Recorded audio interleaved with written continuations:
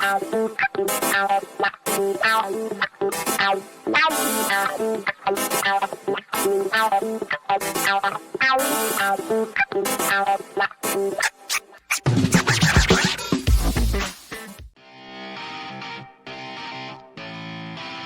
back to the Rick Smith Show. Now, here is Rick Smith.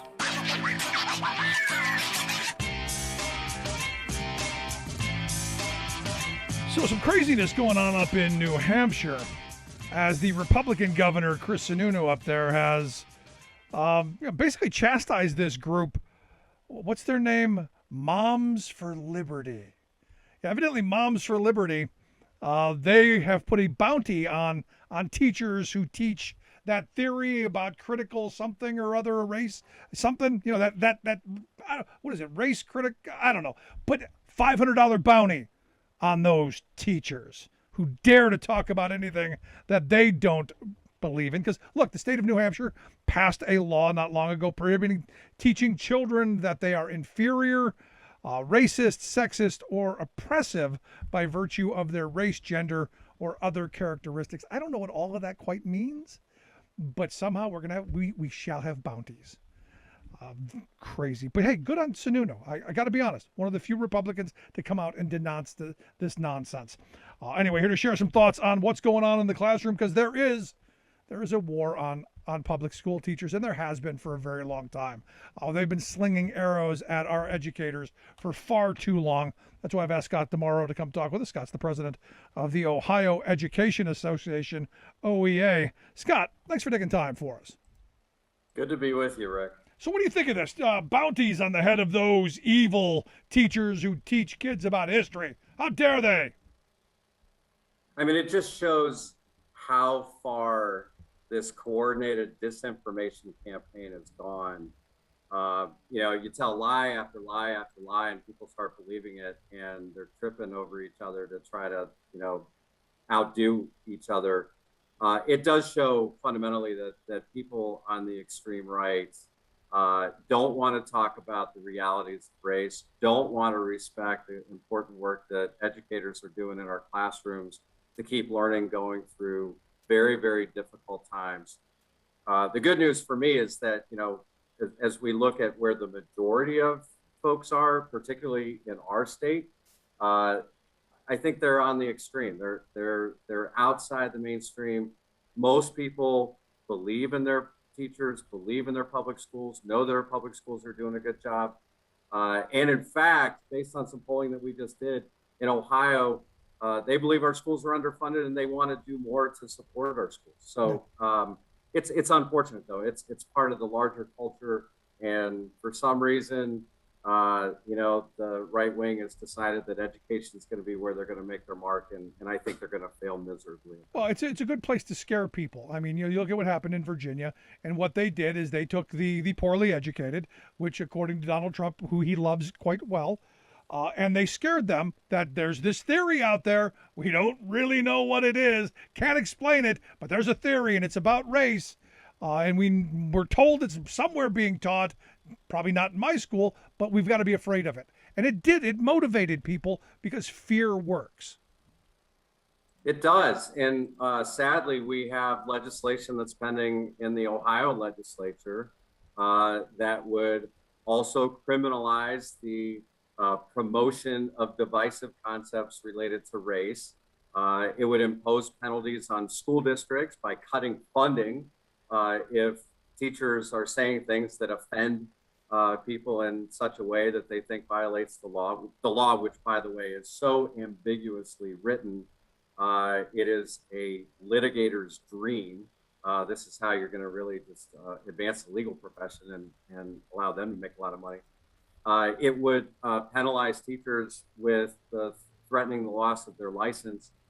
It would, threaten kids by saying that if you're in a course where these issues come up, you're not going to get academic credit for it. And the reality is that our members are just working as hard as they possibly can to teach the curriculum that they've been trained to teach. I'm a 30-year social studies teacher myself. I went into this profession because I believe that we have an obligation to create good citizens in our democracy, to teach people to be good critical thinkers and problem solvers. Throughout my teaching career, I have never had parents complain about what I do in the classroom. I teach, you know, a balanced approach. I teach kids to see both sides. I teach kids to understand the truth. And unfortunately, when you talk about the truth related to race in this country, the truth related to oppression, the truth related to really the raw deal that a lot of people in this country get, it makes some people uncomfortable. And so the right wing is exploiting that, pushing fear, and it's all about advancing political power for them. No, I know. I've been asked about this because we've got kids in public schools, and well, don't you care? No, I want my kids to learn history. I want them to learn what actually happened. Do I know lots of bad things happen? Absolutely. Do I say yeah, bad things happen? I didn't do it, so I don't know how it's an inflection on me, but I don't want it to happen in the future. So we learn from the past and we make sure we don't do it again. That doesn't seem that hard to me. Totally. I mean, we're sometimes, there are people that want to paint with broad brushes. They claim that they have a monopoly on patriotism, a monopoly on love for country. I love my country. My colleagues love our country. And if you love your country, then you want to make sure that you understand what's wrong and you fight like hell to make it better. That's how we've made progress throughout our history. Right. That's how we ended slavery. That's how we advanced the civil rights movement. That's how the labor movement was born. It was by recognizing injustices in the system and working hard to overcome them. So, it's out of our love for our nation that we do this work. And shame on anybody who suggests otherwise. So let me ask you the other question here. You said you've been doing this over 30 years. If you're a young teacher, you're that young teacher that 30 years ago got into this. Do you do this now? That's a really good question. And that's what worries me most about the direction that things are going. We already are facing a shortage of education professionals. And we talk about the substitute teacher shortage that we see everywhere. Shortage in other critical personnel. But fundamentally, we don't have enough people anymore choosing education as a profession. It's the most noble profession in our society. Yet, because of a variety of factors, because teachers have traditionally been underpaid, and through our work in the labor movement, we've worked very hard to close some gaps. But historically, that's been the reality. Because we have really misguided policies at the national and state level across the country that put so much focus on standardized test scores and labeling and shaming and blaming teachers and schools and districts rather than instilling a love of learning in our kids. We put so much focus on testing that we suck the joy out of teaching and learning in our classrooms.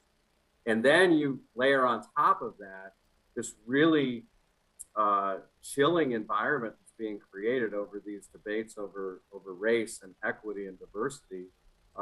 It is going to be harder to attract people into the profession at a time where more than ever before, given the challenges that we face as a society, we need the best going into education. So am I taking that as a yes, you would do it, or a no, you would not?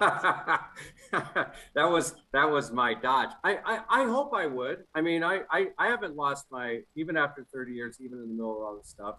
I still believe that it is the best job in the world. I still believe that it's the most noble profession. I would do it, but I understand why some people are choosing not to. And one of the things that we're really working hard to do is to advocate for the kinds of support systems, advocate for fair compensation, advocate for mentoring and training, and really making sure that people see the good in this work.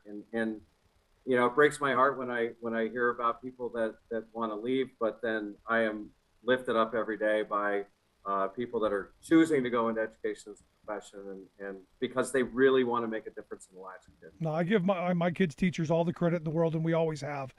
They've always been fantastic. They've always been willing to help. Always been just the best quality people that you would come across. And look, I'm envious of their ability to keep 20, 30, 40, 50 kids on task in a giant room when I can't do it with simply three. I was so, my career teaching has been in high school social studies. Um, and when my daughter was in kindergarten, I had the good fortune at that time, I was a full-time release local union president in my community. And so I was able to spend time in schools doing different things.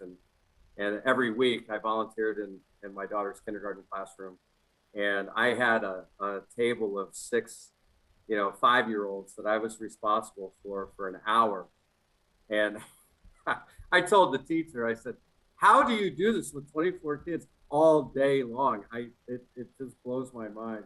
Yeah, teachers do amazingly heroic work. And it's never been more true than over the last year and a half through this pandemic. Oh, absolutely. Teaching through a mask, teaching through a computer screen, adapting to all kinds of changes. It's been pretty amazing. No, I'm right there with you. You're listening to the Rick Smith Show here with Scott DiMauro. He's the president of the Ohio Education Association, oea.org, their website. We'll get links out on social media how you can check that out. But here's the thing, Scott. Right here in our area, the Scranton Federation of Teachers, they're on strike. They haven't seen a raise in more than I think it's 5, possibly 6 years. We've seen constant attacks on education across not just Pennsylvania, not just Ohio, but across the country, and deep and painful cuts in education, where we get the rhetoric from politicians. Our children are our most important resource. We're investing in the future. Yet they keep cutting the funding, handing it off to corporate interests, and then expecting miracles from teachers. I got to tell you, I'm not surprised there hasn't been a mass exodus, because as one person sent me, I make more money now as a bartender than I made as a teacher. And when I'm done bartending, my day's over. When I was a teacher, I went home and grading papers and dealing with all kinds of problems and dealing with all kinds of kids and their stories and their family conditions. It's an awful lot for someone to make just above poverty wages, I think. Yeah, and too many of our teachers are working in communities where the schools are underfunded. Ohio is similar to Pennsylvania in that, we have a very inequitable system of funding schools. We've been advocating really hard to try to make sure that the resources are there across the board and that there's more equity in terms of how those resources are distributed.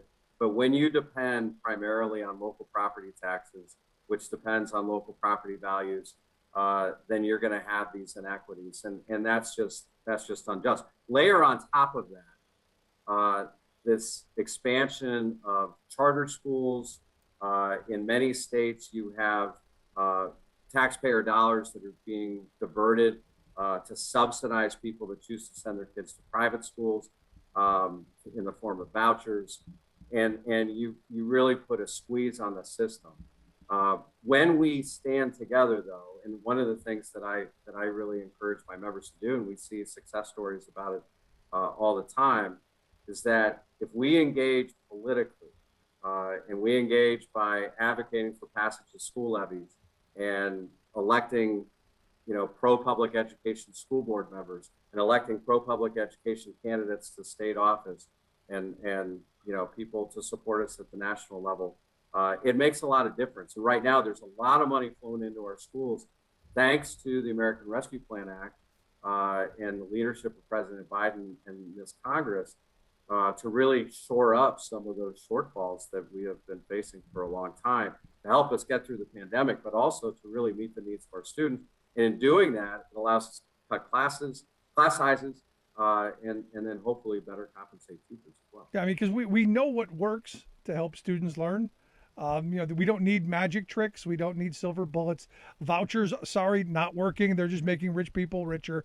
Charter schools have been shown to be, for some, a little bit better, but for the mass, no better. In a lot of cases, even worse. And these god-awful cyber charters that we've got here in Pennsylvania are just by far the worst ripoff. And look, we learned, I think all of us saw through the pandemic what a cyber charter school really looks like. And I hope we now roundly reject this nonsense going forward. It was interesting, parents understandably were clamoring for the reopening of schools, when things had to shut down during the pandemic. And we're right there with them. I mean, there's nothing we want more than for schools to be open for in-person instruction, because we know how difficult it is to connect with kids and to support them, not just academically, but in terms of their social and emotional needs, if we're not there in person. But we worked through it. We did the best we could. But I think everybody recognizes that, except for a pretty rare set of circumstances, online schooling just isn't the way to go. There is no substitute for a caring, compassionate, committed teacher who can connect with their kids in the classroom. And so, but through all that, public schools that were providing online instruction blew the competition away. And you see really kind of this emperor has no clothes effect when you look at just how bad the performance of these online charters are. In Ohio, the largest one we have, they had a chronic absenteeism rate last year of close to 50%. It's ridiculous. No, it's crazy. But it shows what committed, well-trained, passionate educators can do. Whereas you look at some of the other ones, this is a stop along to somewhere else. I mean, I know people have gone through the Teach for America thing, and we're gonna do this as kind of a hobby and then move on. I'm going, no, that's not what we want as an education system. So the last question I've got for you, because I've yet to find many people who look at their kids' teachers, they're terrible. Most of the people love their kids' teachers. When you hear people complain, it's about those teachers. We don't actually know them, but they're there somewhere and they're teaching bad stuff. So how do we undo that and focus on, we do love our public school teachers. We do love our public schools. Well, I think we have an obligation as a union, we have an obligation as a profession to not be bashful, to tell our stories, to celebrate our successes, to advocate as much as we can for the resources that we need and for fair accountability systems. But far too often, I mean, the people that go into education, are modest folks. They're not interested in putting a spotlight on themselves. They go into this profession because they want to lift other people up. Yep. We have to do a better job of telling our story and really celebrating our success. Yep. Good stuff. Or we just make them write 100 times. I shall not hate on teachers. That works too. I like that. And they have to do it in old school chalk on a chalkboard. That's the way forward. But Scott, I appreciate the time. Really good talk with you. I hope you'll come back and talk to us again. Thanks, Rick. Good stuff. Scott DiMauro, president of the Ohio Education Association, OEA. Their website, ohea.org. We'll get links out on social media on how you can check that out. Quick break. Right back after this. Stick around.